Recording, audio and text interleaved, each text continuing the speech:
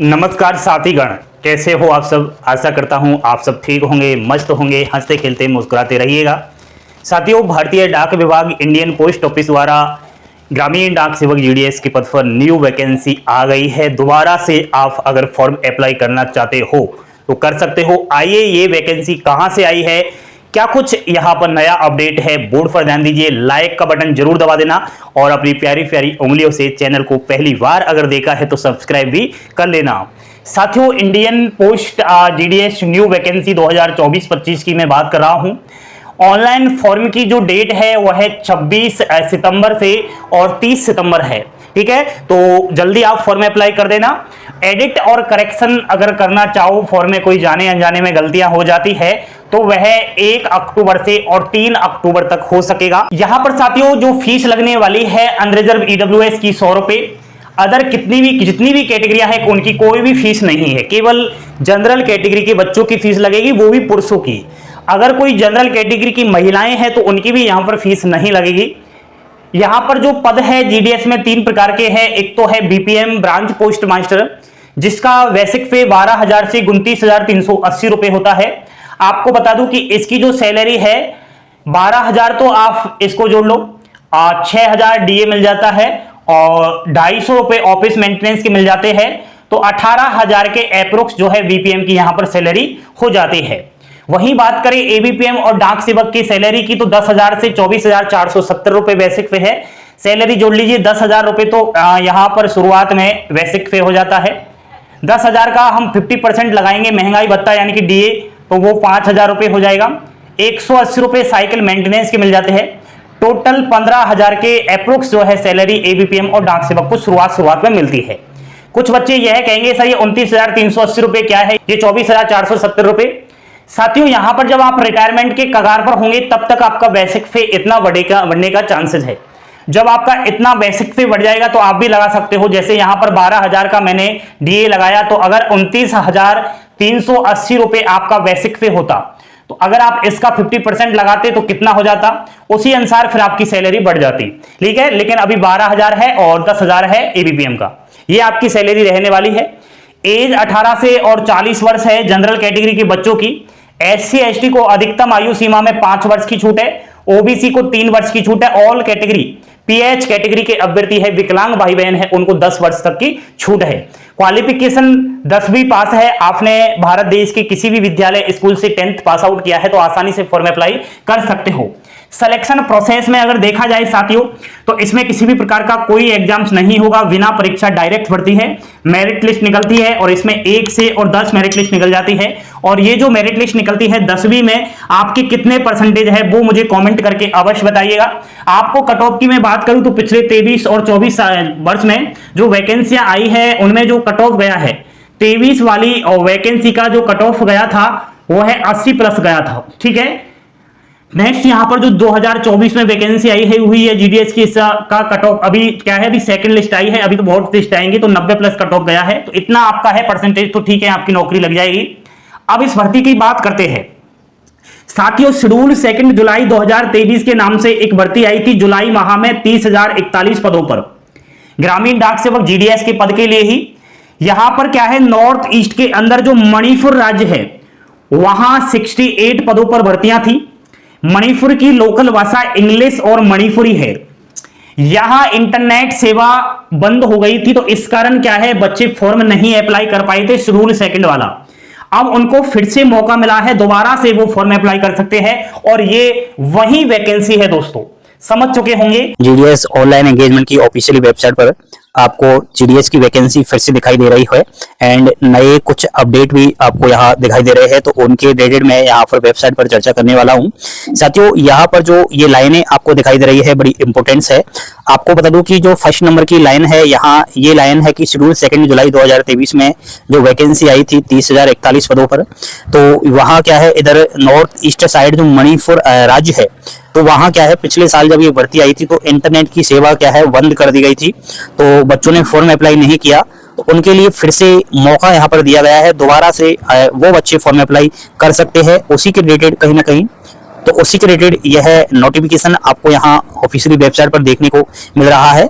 Important डेटेड्स के बारे में यहाँ पर बात कर रखी है कि दोबारा से फॉर्म स्टार्ट हुए हैं 26 सितंबर से और लास्ट डेट है 30 सितंबर। ठीक है, तो इस चीज का थोड़ा ध्यान रखना साथियों। यहाँ पर जो सेकंड नंबर की लाइन है ये शेड्यूल जुलाई 2024 में जो लिस्ट सेकंड आई है उसके रिलेटेड है। ठीक है, यहाँ पर दोस्तों नए अपडेट ये है, जैसा कि यहाँ 3 प्रकार के आपको ये लाइनें दिखाई दे रही है, इनके अंदर आपको कुछ नोटिफिकेशन वगैरह दिखाई देंगे। तो फर्स्ट नंबर पर हम क्लिक करते हैं, यहाँ पर हम देख पाएंगे कि जो नोटिफिकेशन है वो है नया है और ये शेड्यूल 2 जुलाई 2023 की जो भर्ती है उसी के रिलेटेड है।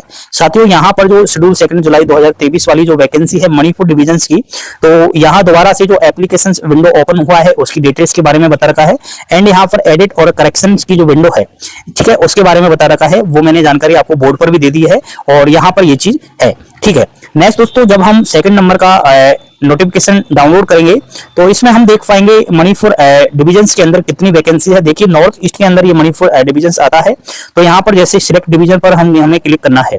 सिलेक्ट डिवीजन्स पर जैसे ही आप लोग क्लिक करोगे यहाँ पर वो वैकेंसीज का डाटा आ जाएगा। देखिए डिस्ट्रिक्ट का नाम है मणिपुर, यहाँ पर ऑफिस का नाम दिया हुआ है वीओ और कितनी पोस्ट है, किस कैटेगरी की है, एबीपीएम, बीपीएम, डाक सेवक, वो सब यहाँ पर दे रखा है। इधर लैंग्वेज दे रखी है, कौन कौन सी लैंग्वेज है।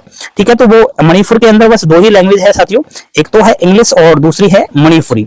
अब यहाँ पर नंबर ऑफ टोटल वैकेंसी देख लेते हैं। 68 पदों पर 2023 में मणिपुर डिवीजन से वैकेंसी आई थी, तो इन 68 पद के लिए आप आवेदन कर सकते हो। ठीक है, तो वो आप यहाँ पोस्ट प्रेफरेंस भी ठीक से देना, दोबारा से मेरे से पूछ लेना अगर आपने फॉर्म नहीं डाला है और डालना चाहो मणिपुर से। तो बाकी हमने ये जानकारी पहले भी दे रखी है कि जीडीएस का फॉर्म अप्लाई कैसे होता है, पोस्ट प्रेफरेंस कैसे देना होता है, वो सब जानकारी। ठीक है, और कट ऑफ के बारे में बात करूं तो दोस्तों मणिपुर की इतनी कट ऑफ नहीं जाती, बजाय बाकी सर्कलों से अगर देखा जाए तो मणिपुर स्टेट की जो कट ऑफ है वो भी थोड़ा नॉर्मल ही रहती है।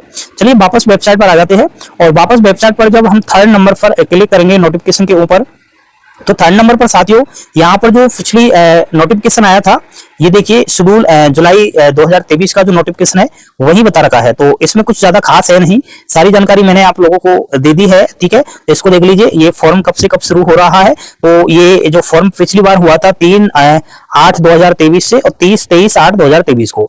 एडिट वाला जो ऑप्शन खुला था स्टेट में हुआ था, टीआरसी वगैरह ये है। बीपीएम का 12,000 से 29,380 रुपए, एबीपीएम डाक सेवक का 10,000 से 24,470 रुपए। साथियों यहाँ पर जो जॉब प्रोफाइल है उसके बारे में इन्होंने बता रखा है कि ब्रांच पोस्ट मास्टर यानी कि जो बीपीएम है उसका वर्क क्या रहेगा, तो इस चीज को आप पढ़ लेना।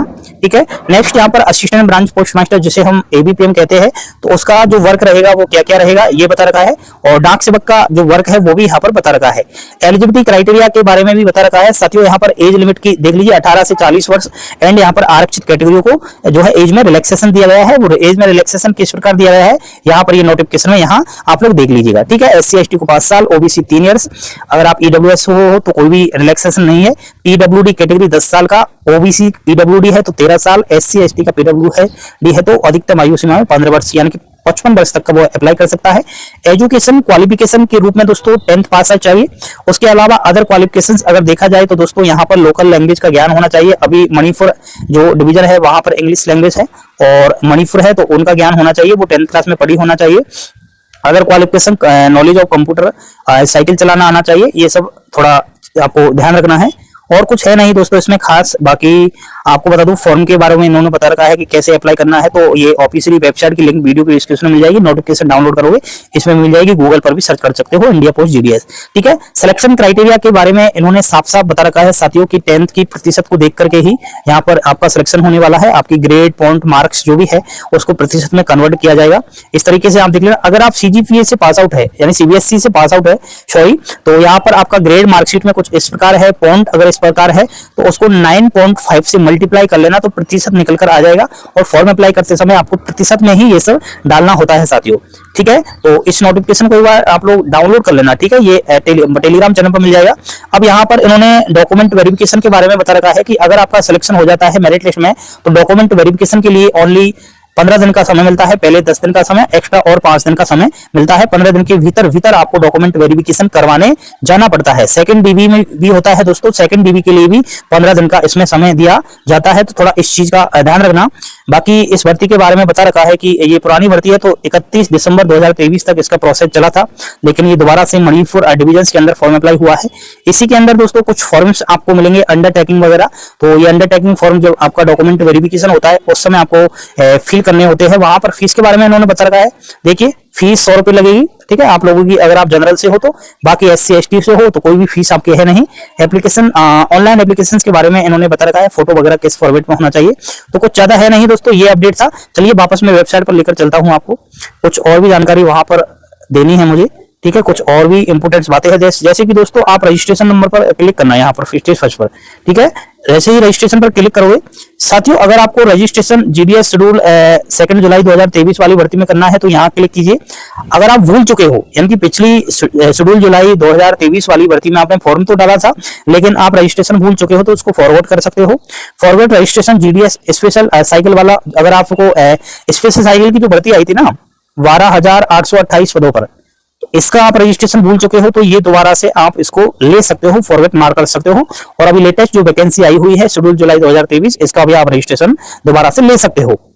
सेकंड, अप्लाई ऑनलाइन पर जैसे ही क्लिक करोगे, यहाँ पर शेड्यूल जुलाई 2023 वाली जो वैकेंसी है इसका फॉर्म डालना है, तो यहाँ क्लिक कीजिए। स्टेटस चेक करना है आपको, पिछली भर्ती में आपने डाल दिया है, मान लिया जाए मणिपुर से नेट खत्म नहीं हुआ, नेट सेवा बंद नहीं हुई उससे पहले, तो उसका स्टेटस चेक कर लेना। स्पेशल साइकिल का स्टेटस चेक कर लेना पिछली भर्ती का, और अभी लेटेस्ट जो वैकेंसी आई है शेड्यूल जुलाई 2024, इसका भी स्टेटस चेक कर लेना। तो ये नोटिफिकेशन दोस्तों समय समय पर आते रहते हैं, मैं आपको बताता रहता हूं।